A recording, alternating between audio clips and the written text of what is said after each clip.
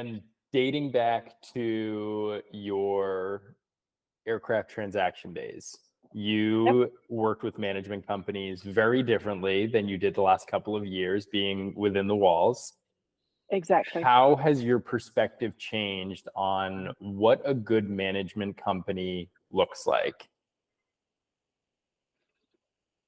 I think it's just reinforced my opinion from when I was competitively bidding management, let's put it that way. I don't believe there's a one size fits all management company because there's not one size fits all aircraft owner or mission profile or aircraft. And I think that you have to really, as a management company, know your strengths and weaknesses. And it's not quantity, it should be quality of the aircraft that you bring on board, because that affects the whole fleet. Hold on, my ear fell out. Oh, don't lose your ear. As I was saying, you have to be conscious of who you're bringing into the fleet, because whether it's employees' time or cost or space, it affects the whole fleet. I don't know if that was a direct answer. No, that's helpful. I think so. What did the process look like when you were vetting on behalf of let's call it a brand new owner, right? Somebody new to the industry without a lot of that experience, without a lot of those like preset dispositions? How would you guide that decision-making process to help them make and select the management company that at the end of the day, they would make the decision, but I'm sure that you had a big influence in that. What would you use and how would that process look to help facilitate and funnel some of the best ones that maybe you thought would work?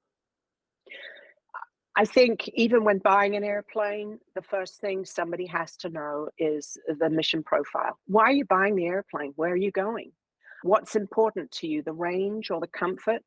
And then you take that very defined mission profile and you try and match it up with the best management company. I look back over the years in one particular project. It was a global 5,000 at the time, very international mission profile, a lot of time in the Middle East and Europe. And really, it came down to one management company that had that breadth and that capability. And then regional, where's the airplane? Hangar space. You have to think about that these days. And can a management company that actually has physical hangars offer an inn? Have they got space?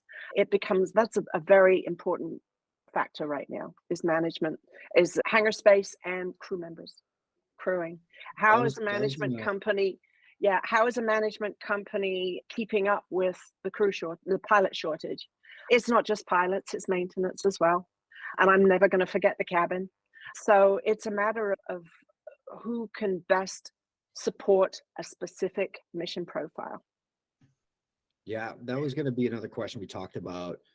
How much of it is an advantage of having a aircraft management company based at the airport that your airplane is? And what do you think are the difficulties if there are, of having an airplane away from an aircraft management company's home base? I think there are some companies that do remote-based management really well. That's all they've ever done. And then there are other management companies that have grown from a small hangar to the largest footprint on the airport. And so it's both ways. I really do believe that there's very good management companies that do it remotely. They just have to be set up. But again, it's becoming more difficult to do that because of hangar availability and who do you know on the field. The other thing is, if a remote-based management company has another aircraft on the field, that helps.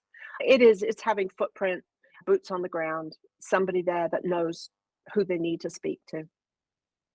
So do you think, because obviously it seems like it's almost like less based around where the management company hangs their banner, and it's more facilitated around who are the boots on the ground locally to be able to support? Exactly. I think one area that's always been so interesting is to see how directors of maintenance come into the fold, are recommended, are not recommended? Is it a pod style? Is it a like type? There's so many different approaches. What have you seen what works really well when it comes to DOMs? Would you recommend each account having their own and dedicated, or do you think that it's all dependent on what the actual management company's capabilities are? And what are your general thoughts on that? All good points. Certainly somebody knowing the brand helps, not just because of knowing the aircraft, but knowing who to call for higher level maintenance support. Having the backing of a strong management company maintenance department helps, but that doesn't help you if you're on the road. I have been the most intrigued with local connections, networking in maintenance. Just over the past couple of years, getting a part on an older aircraft is really who I laughed, had an aircraft, a classic Gulfstream, needed a part. Gulfstream was, yeah, we'll let you know. Started going down the list of the known vendors all over the country. Yep, we'll put you on the list. And this maintenance supervisor made a call to an operator that had a good parts supply. He used to work on the field. He said, "Do you by any chance have this part?" And he goes, "I just sold one this morning." And he said, "Who'd you sell it to? Was it for a maintenance? Was it for an aircraft that had a maintenance issue? Or was it for their stock?" And he goes, "It might have been for their stock." Got on the phone and called that operator, had the part, got the part, delivered, went to pick it up that afternoon. It's the tenacity. Certainly knowing the brand, but being able to think outside the box. It's all time and money. The longer that airplane's on the ground, it's not flying. It's not making the boss happy. So you brought up pilots. Obviously, we know that maintenance, pilots, cabin attendants, the industry doesn't have a lot of depth when it comes to what we have available to us. Retention, what works? How do you keep people on an account, and how do you motivate them without sitting there and creating a inflated balance sheet for what the actual operation costs? I think we're still trying to define that, to be quite honest. You can throw money at anybody, but you have to build loyalty. And I have seen the unfortunate repercussions of throwing money at people that just had no loyalty. Their resumes were still out there, and 6 months later they went. They didn't care about the training clause you might have put in there, which really is unenforceable, but if it was, they got the next owner to pay it. So there's a change in the business, and I've always felt that corporate aviation, business aviation, was where somebody wanted to go to, and it makes me laugh that now I'll go to the airlines, and I'll still fly corporate, which I've seen a lot. I've seen pilots leave a busy account, get on with an airline over the last few years, be able to just fly 6, 7, 8 days a month for the airline, bid it, and then still fly as a contract pilot on one of their old aircraft. So it's not just money. You have to build loyalty, and there really has to be a change in wanting the job. And I think it's hard in business aviation too, because you're asking for a pilot to be loyal to an owner. And I think there's a change in owners too. Instead of building that relationship to have someone fly for you for 8, 10 years. This is not my first airplane. This is my first airplane. It's not my last airplane. I want you to be with me for that journey. I don't see that with owners so much anymore either, because next, check the box, who fill in the seat. So it's both ways. Maybe there's a general change in loyalty for employment. Do you think that loyalty comes from the relationship with the owner or the relationship with the account manager? Manager. A management company can enhance that relationship with the owner, or done wrongly, they can get in the way. It's a team effort. It really is. Owners are different too. I literally have been around some newer aircraft owners that don't call me unless there's the house, unless the plane's on fire. I don't need to be bothered with you. You can talk to everybody else. And so that building the relationship is more difficult. I'm old school. I believe looking into someone's eyes is still important. A handshake, but that's more hard to do these days. You have to get to that person. And I think I the think I know the, pilots, I was saying, I think I sorry, know the answer to this. What do you think?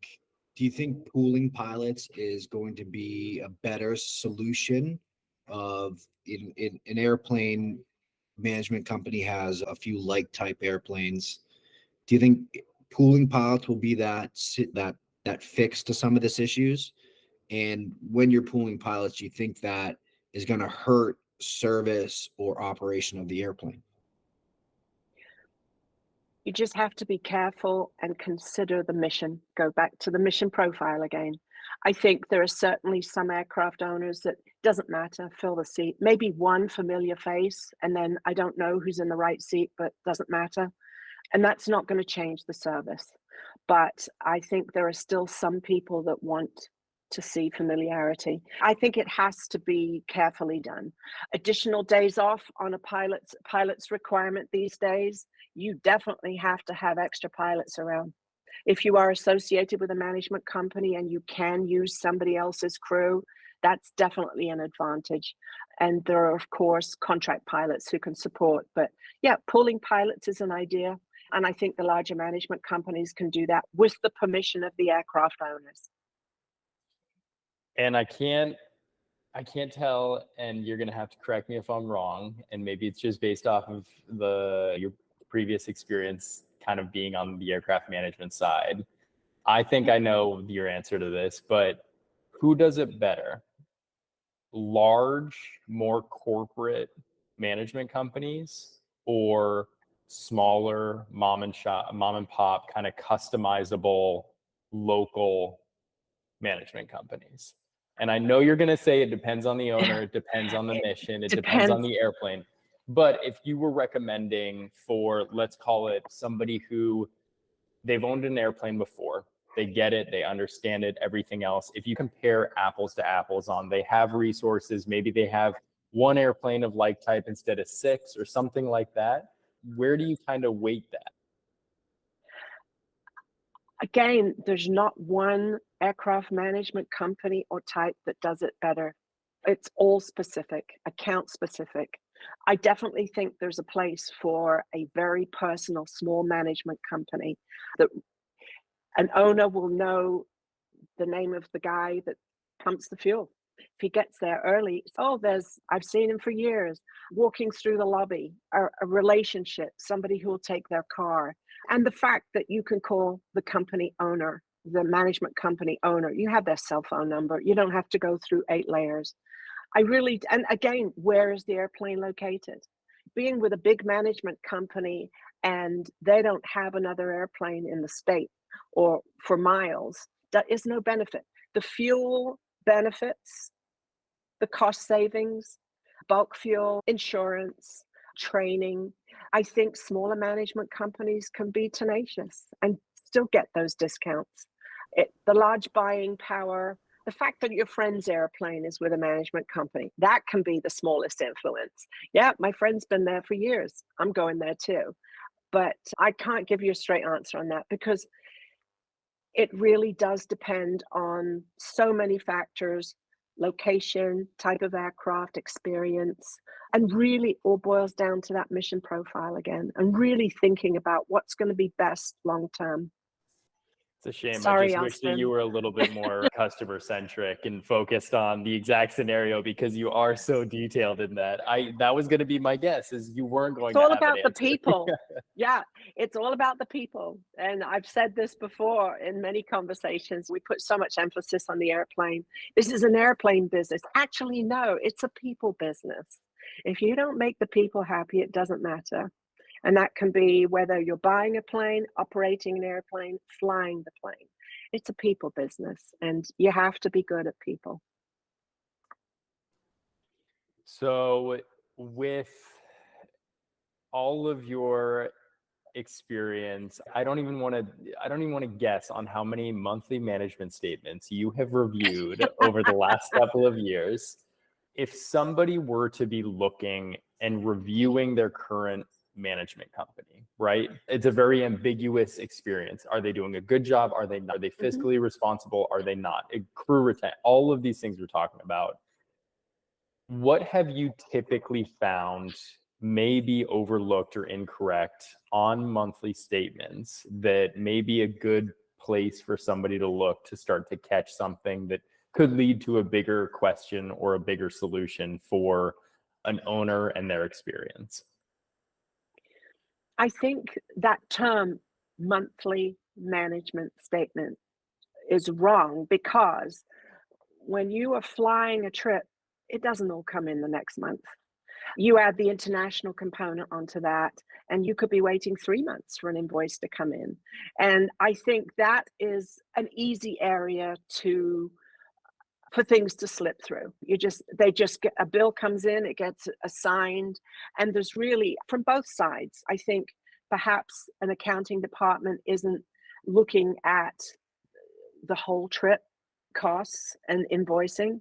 And then the owner's office, where did this come from? That's a huge fuel bill, and we haven't been to London, Heathrow, or excuse me, Luton in 3 months. Guess what? That was the fuel bill from 3 months ago. I think just a simple conversation about it's not tied, it's not clean. A monthly management statement is the invoices for the previous month, and you could be waiting another 3 months to completely tie up costs for a specific trip. And I think with a large corporation, that's important for them to know, because what do they do with those costs, those charges? Comes down to communication a lot. Communicating that, hey, this was from 3 months ago, FYI, instead of just stashing it on the bill and saying, here you go. Yep. And answering, be proactive. You can always, and I think that shows that you care. You show about the service, and you show you're responsible for the money. Yeah, be proactive. Again, it's a people business. And on that note, you as an aircraft manager are put in a very strenuous situation where you don't get a lot of opportunities to deliver good news. It's often bad news. So Yes. In saying that, what have you found the most effective way to communicate bad news to an owner? Is it something that you wait to have a solution for? And I know it's going to be situational based, everything else, relationship is going to vary, but is it something that you found general principles that have led to a more successful relationship and understanding? And again, it's all built off of trust. You're managing probably one of the more expensive assets of somebody's entire family office. So we want to make sure that they feel confident. What have you found works? Goes back to simply, honesty is the best policy. Don't delay. And I have always tried, no matter how small or how catastrophic the bad news is, I have to have good news too. Give a solution. And that's always been my job. If the airplane's broken, I need 2 or 3 options to fulfill that mission, or at least have an idea how long it will be to get our airplane back online and complete the original trip. And if it's a day's delay, maybe they'd rather wait, but have options. You can always deliver bad news and it turn into something a lot worse if you don't have a solution. So be proactive. Again, honesty is the best policy, and be proactive. What's some of the worst? Do you have a top story of the worst thing that's happened to an airplane that you were managed? Not that I can repeat. What's like the longest you've had to deliver someone that wouldn't have access to the airplane? Again, I think I've been very lucky, and in my experience, it's been a minor delay, a day. And that was actually, that's not true. I think it was 3 days, because their decision was to wait for their airplane. But I was able to offer 2 charter options to fulfill the original mission. And it was their decision not to take the charter, but to wait for their airplane. So I had 3 days of very angry conversations, but it was their decision. I was able to make alternative transportation arrangements, but it was their decision to wait for their airplane. They were more comfortable doing that. How many, Yeah, I can't share. how many calls have you gotten with airplanes getting dinged while they were being towed? That's a frightening, more common occurrence these days. And I have been lucky. I was aware of an aircraft a few years ago that got hit in Europe at a major airport where a baggage trolley was going past and the baggage container fell off and did severe damage to the nose and main nose gear and fuselage of an aircraft. And I was privy to the one side of the conversation as one of my highly esteemed aircraft managers was explaining this to the aircraft owner. And it was something that you just never imagined. I couldn't imagine happening. Big commercial airline baggage container tumbling off the cart, boom, into our perfect airplane sitting on the ground. But let's just say that was the extreme. I think hangar space shortage, again, employee shortage, training. It's a comedy of errors. How can this be happening so much these days? Every day, every week on a management call, I would hear of this. And there's just nothing you can do other than deliver the news, again, hope that there's supplemental lift and that insurance will pay out. Because that's the other thing. It takes ages for the insurance business to be taken care of. And you're dealing with an FBO. There's many issues there. I've been lucky in the last few years. And do you, or maybe just proactive and communicative and good at your job, but we'll tee it up to that. Thank you, sir. And in regards to kind of insurance and programs and policies and everything else, obviously this industry breeds so many different people chopping up different aspects and trying to find a way to facilitate new business units, everything else. And I think we've seen aircraft parts programs and things like that really begin to be an item of conversation of, do they make sense? When do they make sense? What type of airplane do you have? Should you go OEM? Is it smart parts? Is it something else? In your opinion, and I don't know how much experience or if it's even a relevant question, but is there a clear-cut answer? Are parts programs worth it? Are they not worth it? Parts programs, when there's a supply chain issue in the world, hopefully puts you further up the list to get the part. That's how I look at it. And then going back to my time working for a broker, an airplane that has engine programs, APU programs, it's a must. It does put your aircraft at the top of the list.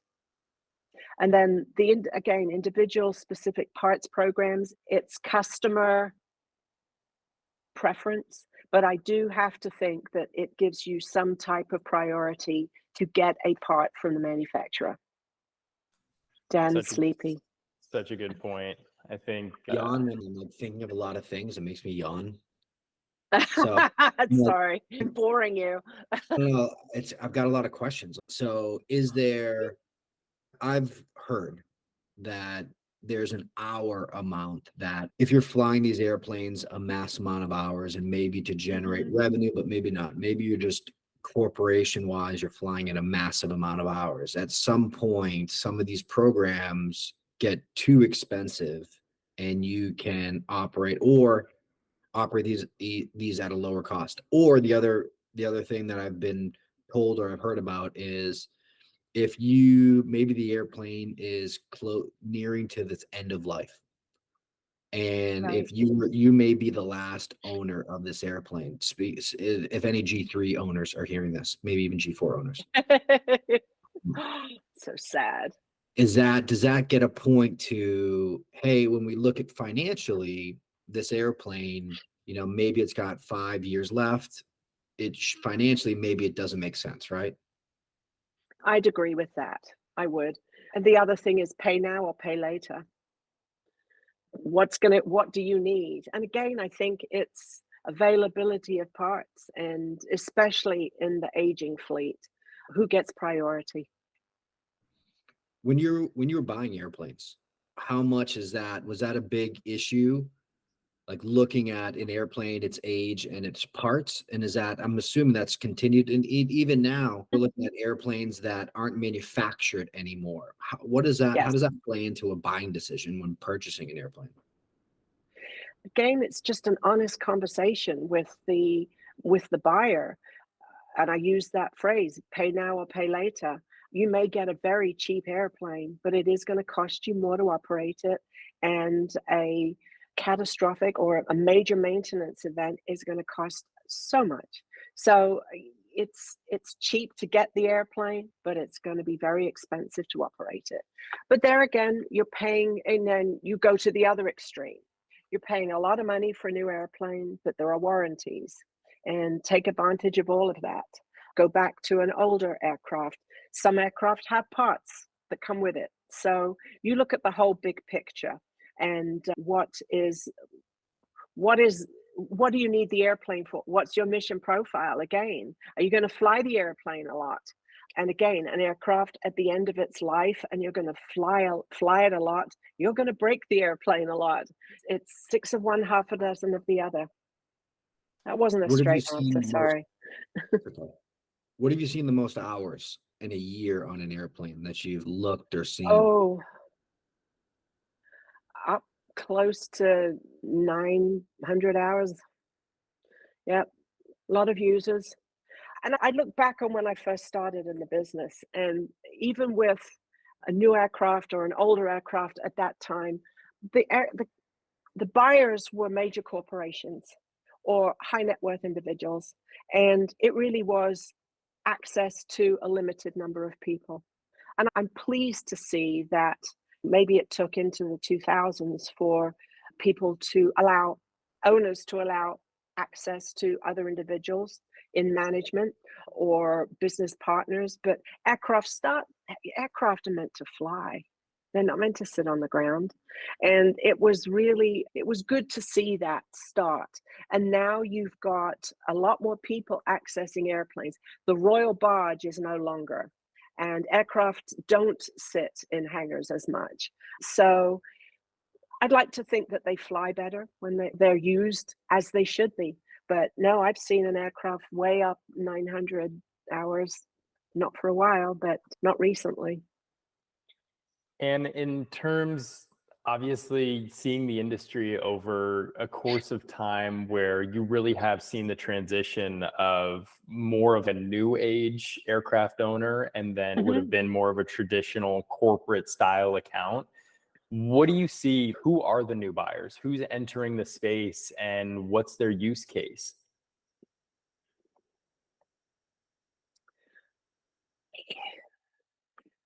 I think there's a little bit more of, my friend has an airplane, so I'm getting one too.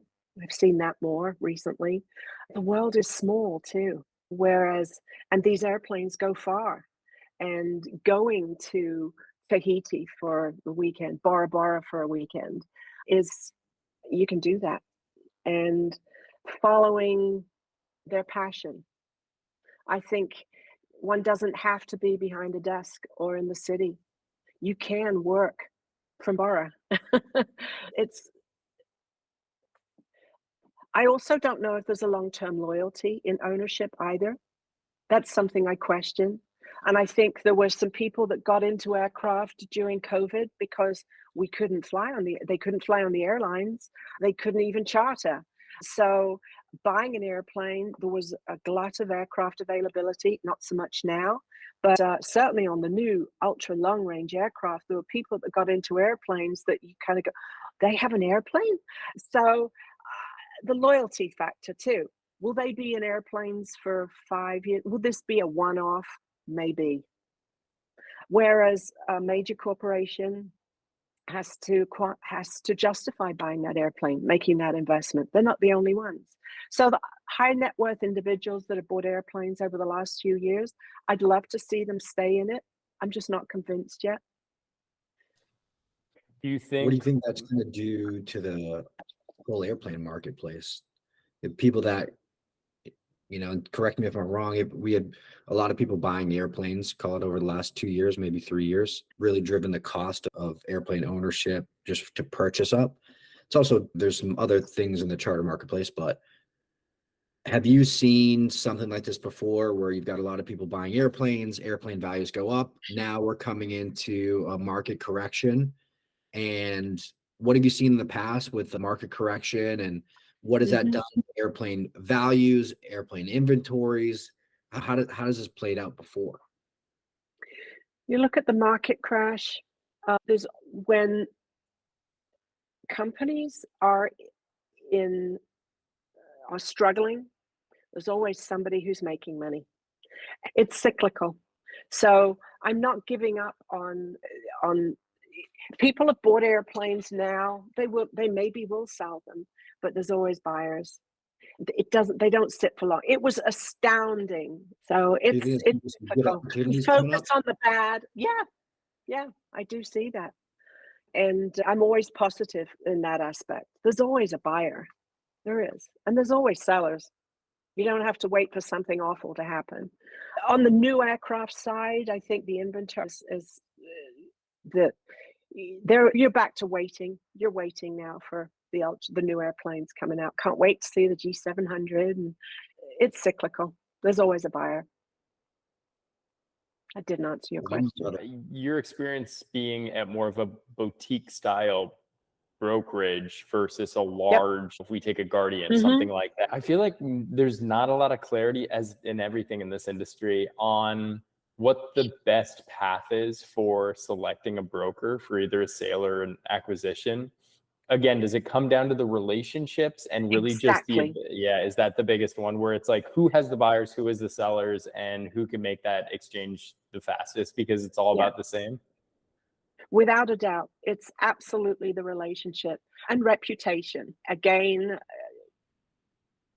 depending what market you're in, there are very few brokers that transcend all segments of the business. There are definitely brokers that really do well in the ultra long range or working with the OEMs, and definitely some really good people that are working in the smaller aircraft.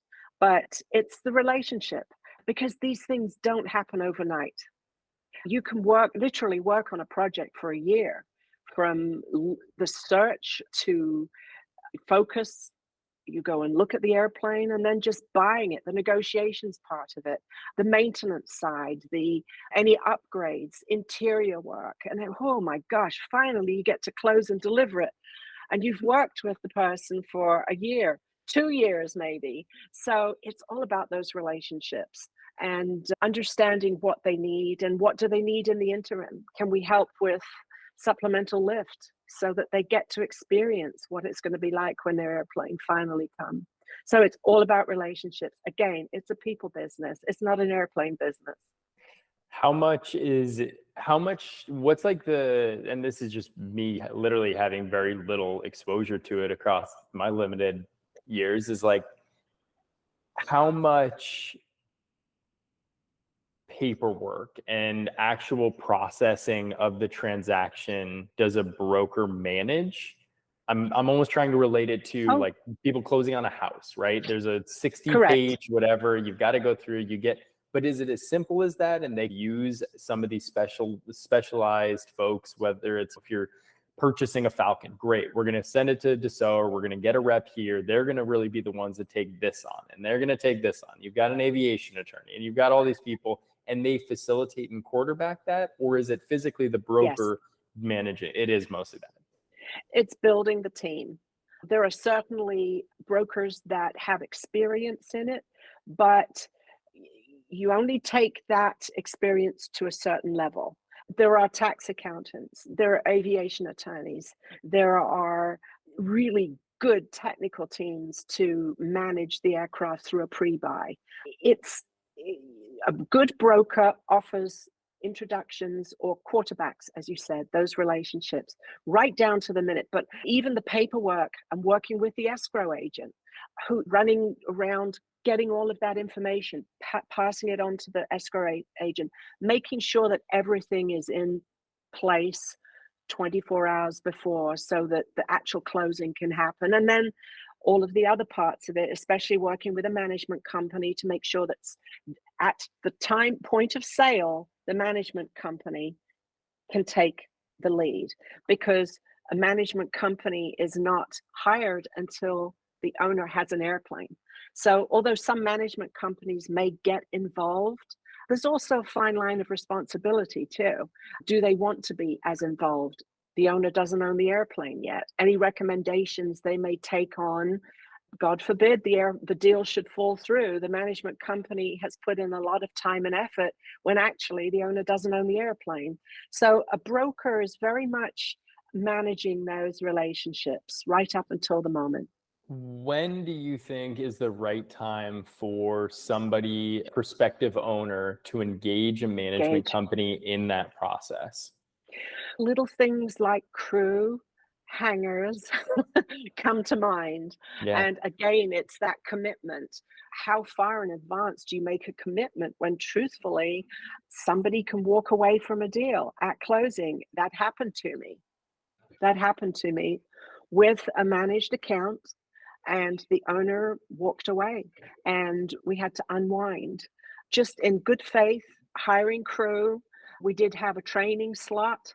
We did have a commitment for a hangar, but then unwinding all of that. Me personally, having been on the broker side, and then put on my aircraft manager hat. I don't want to touch any of that. But you truly have to be ready to fly that airplane. And so there comes to your point, Dan, when you were asking about combining pilots, cross utilization of pilots. A management company has to be ready to go in and pick up that airplane. And we all know that somebody wants to fly within 24 hours of getting their airplane. So whether it's stocking the airplane, getting everything put together like crazy, and then going off on that first trip, where do you put it and how do you fly it? So it's a fine line, and who's going to make that commitment? As a broker, I would always be very cautious about recommending a management company getting involved until time. You've got to make your commitment. Maybe you do sign that management agreement a couple of months before. A management company would like access to the aircraft for maintenance, utilization. They do want to post the position. They do want to have an idea where it's going to go. As soon as that airplane sells, the previous owner or the OEM is going to ship any spares or loose equipment to the hangar. So it's a very complicated dance. So there's definitely a lot of upfront preparation and Commitment. maybe a little risk and commitment from Yes, the management company. And I definitely. always heard that from a management company standpoint, they need to be managing an airplane at least a year plus for them to actually start making money, for that to be a good investment from the management side. Do you think that's true? Again, it depends on how honest you are and upfront you are with your budgets. And there should be no surprises. I'd rather show the need for 3 pilots and a cabin crew member than go in skinny with 2 pilots and use contract cabin crew members, and then it costs somebody money because you're ending up using additional contract crew members. I'd rather be honest and say, this is what it's going to take to fulfill your mission, and then negotiate. I say negotiate downwards, but I'd rather be honest. And that goes for operating expenses. Get an idea of where they're going. Be realistic about fuel prices. Don't brag about a fuel discount unless you really can do it. Be honest about those costs. That was a question we had. Is it really necessary to have a full-time cabin attendant? And what do you think the advantages are of having a cabin attendant on the payroll versus just going contract? And how much money do you think that would save an owner if they flew a normal amount, if they just had contract versus a full-time cabin attendant for a heavy jet aircraft? I don't think you're saving any money. I think that, and I go back to my start in this business, a cabin crew member is there for safety. Whether it's somebody has a medical emergency or all the technology in these aircraft these days, someone doesn't know how to use something, whether it's a fire in the cabin or an aircraft emergency. That's on the table, number one. They're there for safety. Number two, managing your airplane. You just spent a lot of money on an airplane, and do you really want new, strange people coming through it every time? Or do you want to fly without a flight attendant and not take care of the interior? It's a small cost to hire a full-time cabin crew member. And it's, in my mind, it's in conversations with people. When someone says it's all about privacy, I don't want somebody in the cabin with me. Okay, do you know how to get out of the emergency exit? How many operators actually, aircraft emergency windows, they have to be opened on a regular basis for maintenance. How many operators call the boss and say, oh, by the way, we're popping the emergency exits next Thursday. Does anybody want to come and see if they can actually get out? I've done that with a flight department. We did that in the flight department I was with for many years. And we made it fun because you don't want to make it too serious. I digress on the safety side of it. It's a small cost. It's going to cost you more in the long run to have contract crew members, in my mind, because consistency, confidentiality, service standards. Again, you have strange people in there and you're talking business. You don't know. Oh, social media. Don't get me started. There's no common sense there. No common sense. In hiring pilots and cabin crew members, I'm not on social media, but that's the first thing I do is a search. And I can't tell you how many people haven't got past that first phone call because they post. And any aircraft owner that I've had the privilege to represent, they don't want their life on social media, not by a contract crew member. You can establish relationships with full-time pilots, maintenance, and cabin crew members. They know what's important. You read the owner. If they're walking to the airplane with the look between the three of you, don't say anything. Just say good morning, hello, and goodbye. That's all you need to say.